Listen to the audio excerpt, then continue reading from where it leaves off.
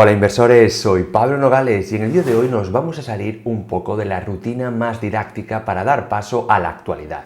Y si vamos a hablar de actualidad, tenemos que mencionar a nuestra tan querida amiga, la volatilidad. Claramente, este año 2020 se va a recordar como el año de las subidas y las bajadas bursátiles más rápidas de la historia. Sin duda, la volatilidad está a flor de piel en los mercados financieros, pero esto no es nada malo. Te dejo por aquí arriba un vídeo que subí acerca de cómo puedes maximizar tu rentabilidad gracias a la volatilidad. Para poder entender el estrés bursátil que está existiendo estas últimas semanas y últimos meses, vamos a hacer un pequeño repaso del comportamiento de los índices más importantes del mundo desde principios de año hasta ahora. Durante las primeras semanas, los índices del S&P 500, Nasdaq y Dow Jones parecían imparables. Tanto es así que continuamente había noticias de que se alcanzaban nuevos máximos. Todo esto cambió por completo a partir del 20 de febrero, cuando las dudas del efecto del patógeno en la economía mundial se dispararon, desatando durante las próximas semanas ventas masivas, que produjeron caídas desde máximos del 30% para el Nasdaq, del 35% para el S&P 500 y del 38% para el Dow Jones. De esta manera, el 23 de marzo alcanzamos los mínimos, o sea que tuvimos 4 semanas completas de bajadas. Pero tras esto hemos experimentado a nivel bursátil uno de los mayores rallies alcistas de la historia. Tanto es así que en menos de 3 meses los índices prácticamente se habían recuperado y vuelto a los precios iniciales de 2020. Incluso el Nasdaq llegó a estar en máximos históricos, con una rentabilidad anual del 16%.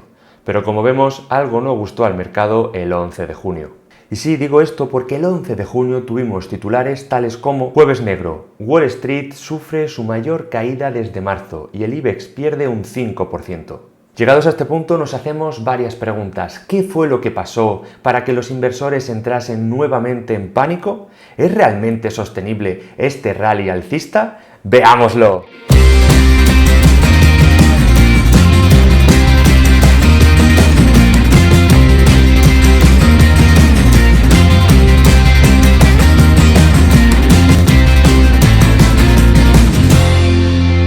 El 10 de junio era una fecha muy importante, y es que el Comité Federal de Mercado Abierto de la Reserva Federal tenía que declarar sobre los tipos de interés y su visión macroeconómica, que no lo hacían desde diciembre de 2019 debido al caos de estos primeros meses de 2020. En primer lugar, y tal y como se esperaba, los tipos de interés se han mantenido en torno al 0 y al 0,25%, sin entrar en ningún momento en terreno negativo, y así se espera que se mantengan hasta como mínimo 2022. La Fed asegura que va a usar todo el repertorio que tiene a nivel de herramientas para mantener la economía a flote, y además que va a seguir comprando todos los activos que considere necesario para que el mercado siga funcionando correctamente. También aseguró que en caso de un posible rebrote, la economía americana jamás se volvería a cerrar. Esto asustó un poco a los inversores. En segundo lugar, habló también de su previsión macroeconómica, proyectando una caída del PIB del 6,5% en 2020 frente a la previsión de diciembre de crecer un 2%.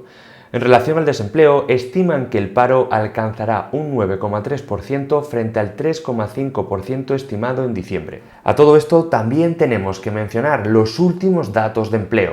Recordemos que en el mes de abril se destruyeron 20,5 millones de empleos no agrícolas, elevando la tasa de paro a niveles nunca antes vistos. Para el mes de mayo, todos los analistas preveían otra pérdida de 7,5 millones de puestos de trabajo, pero ocurrió todo lo contrario. Se crearon 2,5 millones de empleos. No sé vosotros, pero yo tengo bastantes preguntas al ver esta discrepancia de datos entre lo que se preveía y lo que al final pasó. ¿Cómo puede el consenso de los analistas, teniendo tanta información diaria de los datos, equivocarse en 10 millones de puestos de trabajo? Quizá la respuesta es muchísimo más sencilla de lo que nos podemos llegar a pensar, y es que estamos en territorio desconocido, y los modelos económicos que se utilizan de manera estándar la mayor parte del tiempo no son aplicables a la situación actual. La noticia positiva de que se habían creado puestos de trabajo hizo que en una misma semana se alcanzasen máximos de los últimos meses, e incluso el Nasdaq hiciese máximos históricos.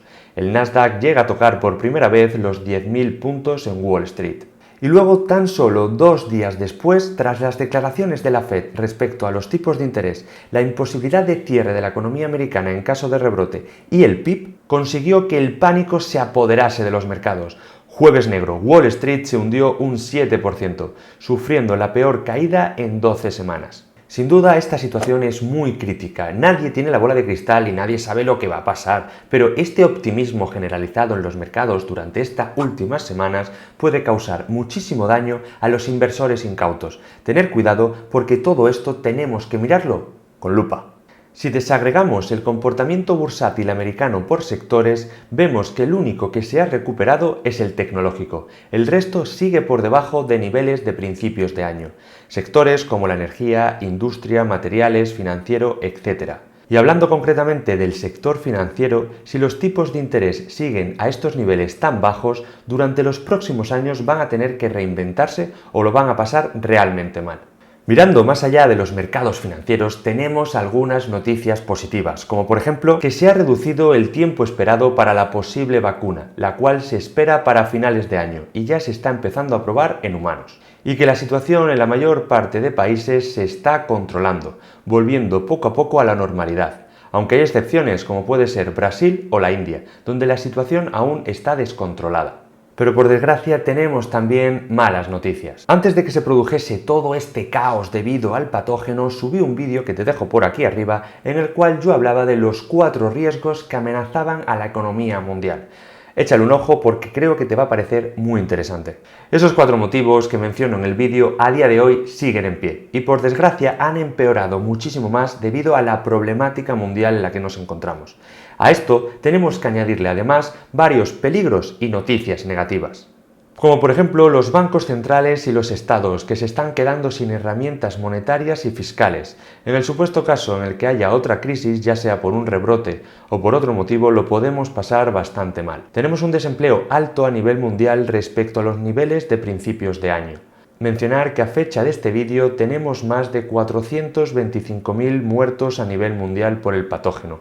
Al menos esos son los datos oficiales. Ante un posible rebrote es muy probable que las economías no se vuelvan a cerrar. Eso es lo que nos han dejado caer algunos presidentes. Esto pondría en riesgo bastantes vidas, incluso a los propios sistemas sanitarios a nivel mundial si no hubiese vacunas para ese momento. Hablando de la vacuna, aunque para el cuarto trimestre esté lista, tenemos el tema de la distribución de la misma, algo que poca gente se plantea. Seguramente se priorice la sociedad del país que produzca el fármaco y una vez se comience a exportar, se empezará por los grupos sociales de mayor riesgo, hasta que al final sea accesible a todos. Este proceso puede durar meses. No nos olvidemos de los disturbios raciales en Estados Unidos, que en algunas ciudades está siendo verdaderas batallas campales, llegando a paralizar en muchas ciudades la actividad económica normal.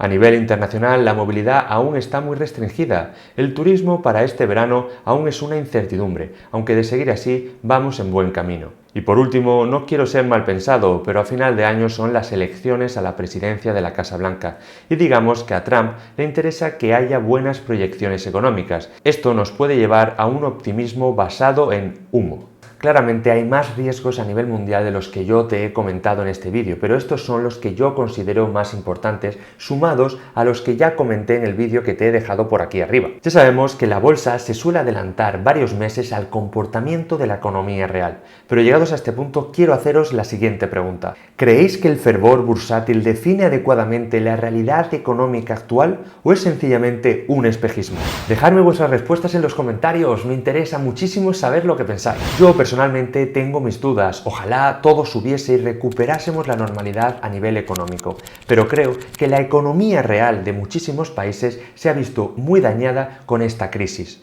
y además a nivel fiscal se está perjudicando a las personas que realmente crean riqueza y nos pueden sacar de esta situación. Hasta aquí el vídeo de hoy, espero que te haya gustado y sobre todo no olvides, la mejor inversión que puedes hacer es invertir en ti mismo. Un saludo, inversor.